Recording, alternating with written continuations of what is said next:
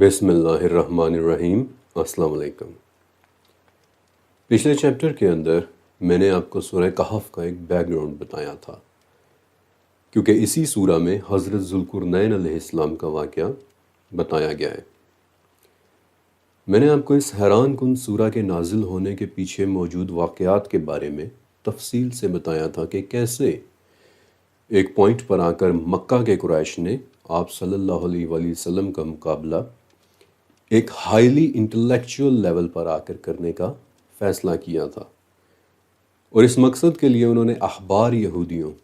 یعنی یہودیوں کے ٹاپ کے علماء سے کچھ سوالات دینے کا کہا تھا کہ جو پھر وہ آپ صلی اللہ علیہ وسلم سے پوچھنے آئے تھے۔ اور یہودیوں نے قریش کو جو سوالات دیے ان میں سے ایک سوال ذوالقرنین کے متعلق تھا، اور وہ ساری تفصیل میں آپ کو پچھلے چیپٹر میں بتا چکا ہوں۔ آج اس چیپٹر کے اندر میں آپ کے ساتھ ذوالقرنین کا واقعہ باقاعدہ ایک سسٹمیٹک اور ریسرچ کے انداز میں ڈسکس کرنا شروع کروں گا، جو کہ بلا شبہ ہمارے دور میں ایک بہت بڑے تجسس کا باعث ہے کہ آخر کون تھے ذوالقرنین۔ انہوں نے کس جگہ پر سورج کو کیچڑ میں ڈوبتے ہوئے دیکھا تھا؟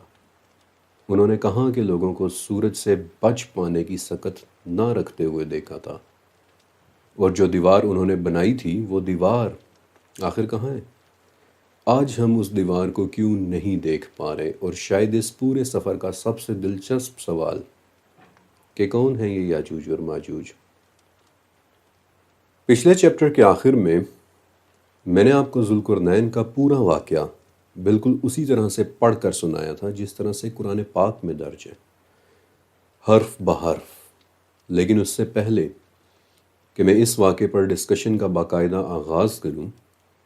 میں چاہتا ہوں کہ ایک مرتبہ سادہ الفاظ میں بھی یہ پورا واقعہ آپ کے سامنے رکھ دوں کہ دراصل اس واقعے میں ہوئی کیا کیا باتیں ہیں، اور پھر اس کے ساتھ ہی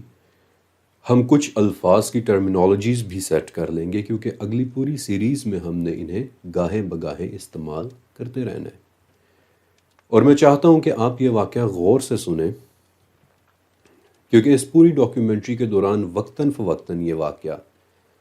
میں مختلف جگہوں پر آپ کے سامنے کوٹ کرتا رہوں گا۔ ذوالقرنین علیہ السلام کا یہ واقعہ کچھ اس طرح سے ہے کہ ذوالقرنین کو اللہ تعالیٰ نے زمین میں قوت و طاقت عطا کی تھی اور انہیں ہر چیز کے ریسورسز دے دیے تھے۔ ذوالقرنین نے اپنا ایک سفر شروع کیا، یہاں تک کہ وہ ایک ایسی جگہ پہ پہنچے کہ جہاں سورج کالے کیچڑ میں غروب ہو رہا تھا۔ وہاں پر ذوالقرنین نے کسی قسم کے کوئی لوگ دیکھے، اور اللہ تعالیٰ نے ذوالقرنین کو ایک چوائس دی کہ انہیں سزا دے دیں یا ان کے ساتھ اچھا سلوک کریں، یہ تمہاری مرضی ہے۔ اس پر ذوالقرنین کہتے ہیں کہ جو بھی غلط کرے گا میں اسے سزا دوں گا، اور جب وہ اللہ کی طرف واپس جائے گا تو اللہ تعالیٰ بھی اسے عذاب ہی دے گا، لیکن ان میں جس نے بھی نیک کام کیے ہوں گے اس کے لیے ہر طرف آسانی ہے، میرے سامنے بھی اور اللہ کے پاس بھی۔ اس کے بعد پھر ذوالقرنین ایک اور سفر پر نکلتے ہیں، اور اس مرتبہ وہ سورج نکلنے کی جگہ پر پہنچتے ہیں۔ اب یہاں بھی وہ کسی قسم کے لوگوں کو دیکھتے ہیں، لیکن یہاں ایک عجیب بات یہ ہوتی ہے کہ ذوالقرنین دیکھتے ہیں کہ سورج اور ان لوگوں کے درمیان کسی قسم کا کوئی بچاؤ نہیں ہے، کوئی پردہ نہیں ہے، کوئی پروٹیکشن نہیں ہے، وہ لوگ سورج سے بچ نہیں پا رہے ہوتے۔ اس کے بعد ذوالقرنین ایک تیسرے سفر پر نکلتے ہیں، یہاں تک کہ وہ دو رکاوٹوں کے درمیان پہنچتے ہیں، اور وہاں پہ بھی انہیں کچھ لوگ ملتے ہیں کہ جو بڑی مشکل سے ذوالقرنین کی زبان یا ان کی لینگویج سمجھ پا رہے ہوتے ہیں۔ بہرحال کسی طرح سے کمیونیکیٹ کر کے وہ لوگ انہیں بتاتے ہیں کہ یا ذوالقرنین، ہمیں یاجوج اور ماجوج بہت زیادہ پریشان کر رہے ہیں، تو ہم آپ کو کچھ خرچ وغیرہ دے دیتے ہیں تاکہ آپ ہمارے اور ان کے درمیان کوئی رکاوٹ رکھ کر ان کے آنے کا راستہ بند کر دیں۔ لیکن اس بات پر ذوالقرنین کہتے ہیں کہ نہیں، جو میرے اللہ نے مجھے دیا ہے وہ اس سے بہت بہتر ہے کہ جو تم لوگ مجھے دے رہے ہو، لیکن ہاں تم لوگ ایک طرح سے میری مدد کر سکتے ہو، قوت سے، طاقت سے، مین پاور سے، اور اگر تم ایسا کر دو تو میں تمہارے اور یاجوج ماجوج کے درمیان ایک بہت مضبوط رکاوٹ بنا دوں گا۔ اور اس طرح پھر ذوالقرنین ایک دیوار بناتے ہیں، اور اللہ تعالیٰ نے اس دیوار کے بنانے کا پورا طریقہ بتایا ہے، جس میں پہلے ذوالقرنین ان لوگوں کو کہتے ہیں کہ تم لوگ میرے لیے آئرن شیٹس یعنی لوہے کی چادریں لاؤ، فولادی چادریں۔ اور جب وہ لوگ آئرن شیٹس لے آتے ہیں تو ذوالقرنین ان چادروں کو ایک دوسرے پر رکھ کر اس طرح کی رکاوٹ بناتے ہیں کہ وہ ایک طرح کی دیوار بن جاتی ہے، اور پھر اس دیوار کے قریب آگ جلا کر ان لوگوں سے کہتے ہیں کہ اسے ہوا دو۔ اس طرح جب وہ لوہا گرم ہو کر سرخ ہو جاتا ہے تو ذوالقرنین کہتے ہیں کہ اب میرے پاس پگھلا ہوا تانبا لاؤ تاکہ میں اسے اس گرم لوہے کے اوپر ڈال دوں۔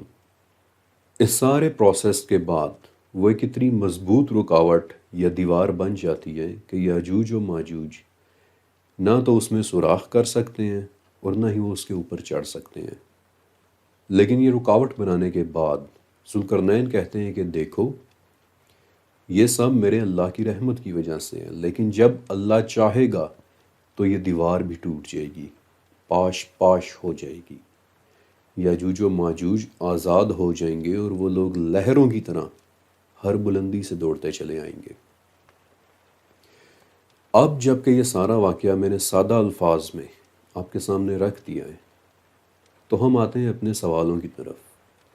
اور ہمارے اس واقعے کے متعلق لاتعداد سوالوں میں سے سب سے پہلا سوال ہے کہ کون تھے ذوالقرنین؟ ذوالقرنین کی شناخت کے متعلق بہت کچھ لکھا گیا ہے۔ کوئی انہیں یونان کا شہزادہ سکندر اعظم بتاتا ہے یعنی الیگزینڈر دی گریٹ، اور کوئی انہیں ایران کا بادشاہ بتاتا ہے یعنی سائرس دی گریٹ، اور یہ وہ نام ہے کہ جو یقیناً آپ نے بھی سن رکھے ہوں گے۔ لیکن ذوالقرنین کے متعلق ایک رائے یہ بھی ہے کہ وہ کسی زمانے میں گزرے عرب کے ایک بادشاہ تھے۔ آگے چل کر نہ صرف ان تمام ناموں کو میں آپ کے ساتھ ڈسکس کروں گا، بلکہ ان سے ہٹ کر کچھ نام اور بھی بتاؤں گا کہ جو شاید آپ نے کبھی سنے بھی نہیں ہوں گے۔ البتہ ایک بات جو یقیناً آپ سب جانتے ہوں گے کہ لفظ ذوالقرنین کا ایک مطلب ہوتا ہے دو قرن والا، اور قرن کا کیا مطلب ہوتا ہے؟ اس لفظ قرن کے عربی میں 35 معنی ہوتے ہیں، اور ان میں سے کئی ایک معنی ایسے ہیں کہ جو ذوالقرنین کے نام پر ٹھیک ٹھیک فٹ بیٹھتے ہیں۔ مثلاً قرن کا ایک معنی ہوتا ہے دو سینگوں والا، اور اسی معنی کی وجہ سے کچھ سکولرز کہتے ہیں کہ چونکہ ذوالقرنین اپنے سر پر دو سینگوں والا ایک ہیلمٹ پہنتے تھے اس لیے ان کا یہ نام ہوا۔ ذوالقرنین کا ایک اور مطلب دو صدیوں والا بھی ہوتا ہے، اور اس وجہ سے کچھ علماء یہ بھی کہتے ہیں کہ چونکہ وہ 200 سال تک جیے تھے اس لیے ان کا نام ذوالقرنین ہوا۔ پھر کچھ علماء یہ بھی کہتے ہیں کہ چونکہ وہ دنیا کے ایک سرے سے لے کر دوسرے سرے تک گئے تھے اس لیے بھی ان کا نام ذوالقرنین ہوا، یعنی دو ایکسٹریمز والا۔ ذوالقرنین کا مطلب دو زمانوں والا بھی ہوتا ہے، اور کچھ سکولرز کے مطابق یہ نام اس لیے بھی ان کے کریکٹر پہ پورا اترتا ہے کہ ان کے ساتھ دو زمانے منسوب ہیں،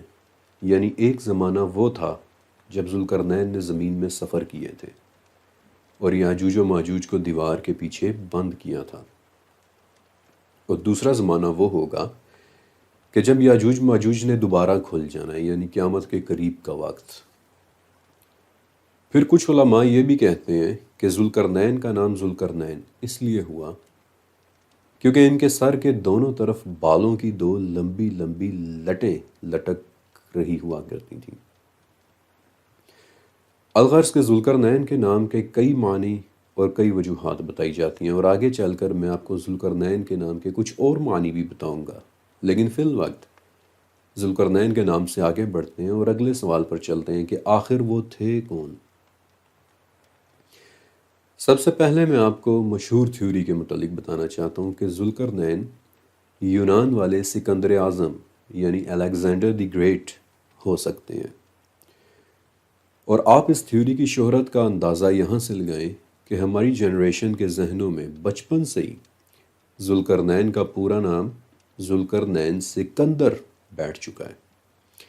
بلکہ آج بھی میں نے کئی لوگوں کو یہ واقعہ سناتے ہوئے یہی لفظ استعمال کرتے دیکھا ہے، یعنی ذوالقرنین سکندر۔ سکندر اعظم آج سے تقریباً 2300 سال پہلے گزرے ایک یونانی شہزادے کا نام تھا، اور مسلمانوں کا ایک بڑا طبقہ ہے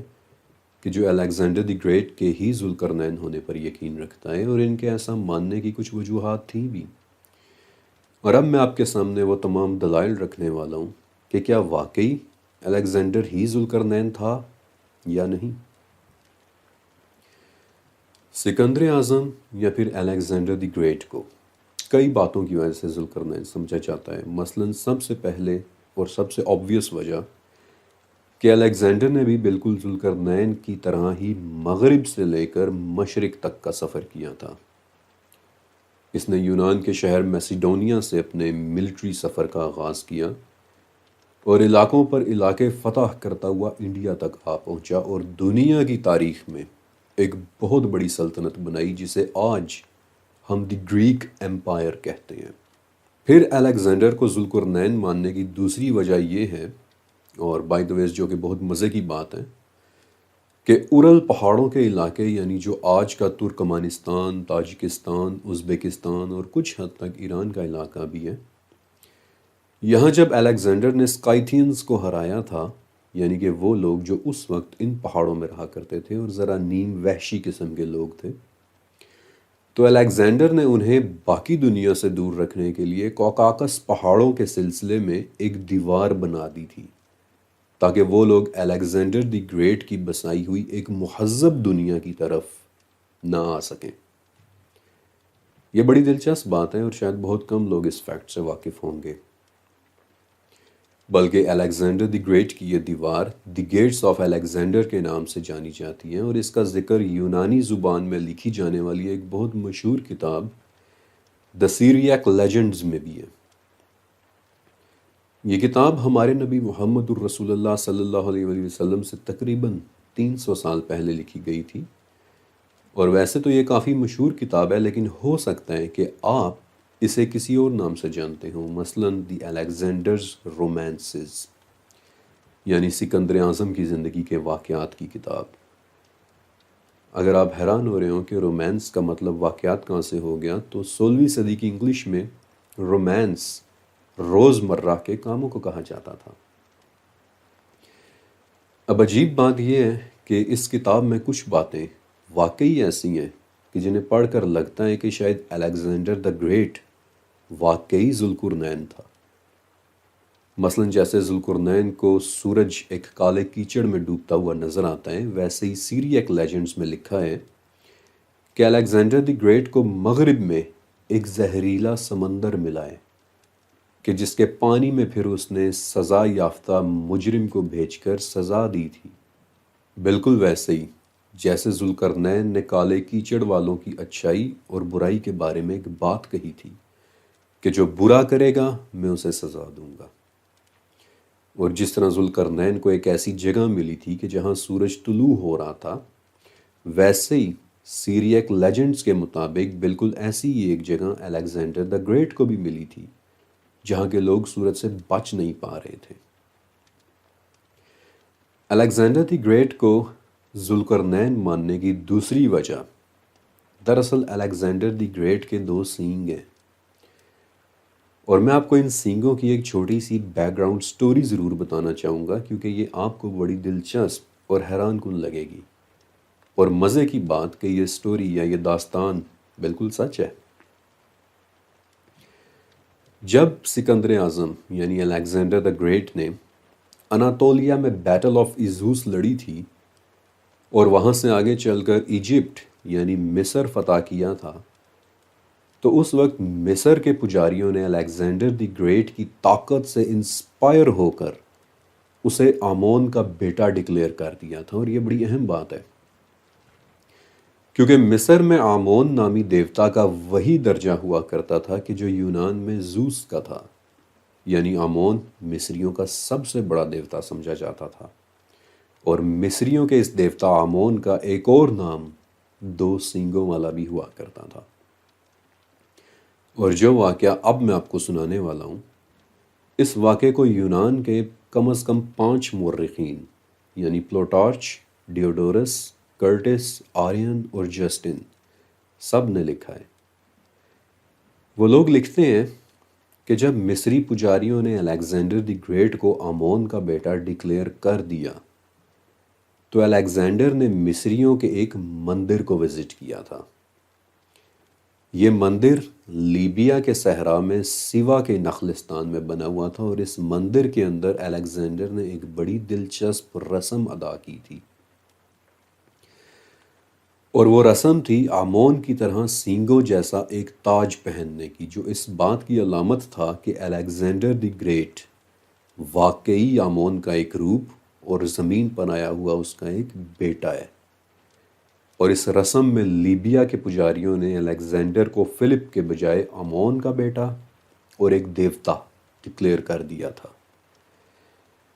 جن 5 مورخین کے نام ابھی میں نے آپ کو بتائے تھے، یہ بات ان سب نے لکھی ہے کہ لگتا ہے کہ سکندر یعنی الیگزینڈر خود بھی اس بات کا قائل ہو گیا کہ وہ ایک دیوتا ہے، اور اس موقع پر سکندر نے ایسے سکے بھی بنوائے تھے جن پر اس کی 2 سینگ پہنے ہوئے ایک تصویر کھدی ہوئی تھی۔ اور یہ بات بہت اہم ہے، میں تھوڑا آگے چل کر اس کی طرف دوبارہ واپس آؤں گا۔ لیکن یونان کا ایک اور شہر بھی ہوا کرتا تھا جس کا نام بھی شاید آپ نے سن رکھا ہو، اسپارٹا، جس کے رہنے والے باقی یونانیوں سے تھوڑی سی ہٹ کے سوچ رکھتے تھے۔ یہ لوگ خود کو بالکل آزاد تصور کیا کرتے تھے، اور ان کی آزادی کے کانسیپٹ پر ابھی کچھ ہی عرصہ پہلے 300 کے نام سے ایک بڑی مشہور فلم بھی بنی تھی۔ یہ لوگ یونانیوں کو زیادہ پسند نہیں کرتے تھے، لیکن ایک وجہ ہے کہ میں آپ کو اسپارٹا کے متعلق بتا رہا ہوں، اور وہ یہ کہ اسپارٹا سے ملے ہوئے ایک ڈاکیومنٹ سے الیگزینڈر دی گریٹ اور سیوا کے نخلستان والے اس واقعے کا ایک ثبوت ملتا ہے کہ یہ واقعہ سچ تھا۔ اس ڈاکیومنٹ کا نام ہے دی اسپارٹن ڈکری، اور اس میں انہوں نے لکھا ہوا ہے کہ سیوا کے مندر میں اگر الیگزینڈر خود کو ایک خدا سمجھتا ہے تو سمجھتا رہے۔ لیکن ان سب باتوں کو جان لینے کے بعد کیا سکندر اعظم یعنی الیگزینڈر دی گریٹ ذوالقرنین ہو سکتا ہے؟ نہیں، الیگزینڈر دی گریٹ ذوالقرنین نہیں ہو سکتا۔ کئی بڑے اسکالرز مثلا امام ابن کثیر، ابن تیمیہ اور ناصر مکرم شیرازی وغیرہ، یہ سب الیگزینڈر دی گریٹ کو ذوالقرنین ماننے سے انکار کرتے ہیں، اور اس کی 2 بڑی وجوہات ہیں۔ پہلی وجہ پیورلی مذہبی ہے کہ جس ذوالقرنین کا ذکر قرآن پاک میں آیا ہے وہ ایک موحد تھے، ایک خدا پر یقین رکھتے تھے، سزا و جزا پر یقین رکھتے تھے، ایمان رکھتے تھے، اور سب سے بڑھ کر کہ وہ اپنی ہر اچیومنٹ کو صرف اور صرف اللہ تعالیٰ ہی سے منسوب کرتے تھے۔ مثلا جیسا کہ تیسرے سفر میں ذوالقرنین کہتے ہیں کہ جو مجھے اللہ نے دیا ہے وہ اس سے بہت بہتر ہے کہ جو تم مجھے دے رہے ہو۔ یا پھر جب وہ دیوار کے متعلق بات کرتے ہیں تو وہ کہتے ہیں کہ جب میرے رب کا وعدہ آئے گا تو یہ دیوار گر جائے گی وغیرہ۔ ان 2 باتوں سے ہمیں پتہ چل جاتا ہے کہ ذوالقرنین ایک مسلمان تھے، وہ ایک موحد تھے، جبکہ الیگزینڈر دی گریٹ، سب سے پہلی بات ہمیں پتہ ہے کہ وہ ایک پولیتھیسٹ تھا، یعنی کئی خداؤں پر یقین رکھنے والا۔ جب وہ یونان میں رہتا تھا تب بھی لوگ اسے زیوس یعنی یونانیوں کے دیوتا کا بیٹا سمجھتے تھے، اور بعد میں جب وہ مصر آیا تو ابھی میں نے آپ کو وہ واقعہ سنایا ہے کہ کیسے وہ سیوا کے نخلستان میں بنے ایک مندر میں گیا اور سینگوں والا ایک تاج پہن کر خود کو آمون اور سینگوں والا ایک خدا اور اس کا ایک روپ ڈکلیئر کیا۔ سکندر اعظم کے ذوالقرنین نہ ہونے کی دوسری وجہ بذات خود وہ کتاب ہے جسے آپ الیگزینڈر رومانسز کے نام سے جانتے ہیں، جہاں کہیں بھی الیگزینڈر دی گریٹ کو 2 سینگوں والا یا ذوالقرنین کہہ کر نہیں بلایا گیا، بلکہ پورے کے پورے سیریاک لیجنڈ میں الیگزینڈر کا نام الیگزینڈر ہی ہے۔ لیکن اس سے زیادہ اہم بات یہ کہ اگرچہ اس کتاب کے کچھ واقعات اور کچھ کردار تو واقعتاً حقیقی ہیں، لیکن در حقیقت الیگزینڈرز رومانسز ایک بہت زیادہ فیبریکیٹڈ لٹریچر ہے، یعنی اس کتاب میں ایسے ایسے واقعات بھی لکھے ہوئے ہیں کہ جن کا الیگزینڈر دی گریٹ کی اصلی زندگی یا بایوگرافی سے دور دور تک کوئی تعلق نہیں۔ پھر الیگزینڈر دی گریٹ آج سے تقریباً 2300 سال پہلے گزرا ہے، اور اس کی زیادہ تر زندگی اور عادات ہمارے علم میں ہیں، اور یونان کے الیگزینڈر کا ذوالقرنین ہونا تقریباً ناممکن ہے۔ تاہم ایک بادشاہ اور بھی ہے جس کے متعلق مسلمانوں کی ایک بڑی تعداد مانتی ہے کہ وہ ذوالقرنین ہو سکتے ہیں۔ وہ بادشاہ کون تھے اور کیا وہ ذوالقرنین ہو سکتے ہیں، اس کے متعلق میں آپ کو انشاءاللہ اگلی قسط میں بتاؤں گا۔ اللہ حافظ۔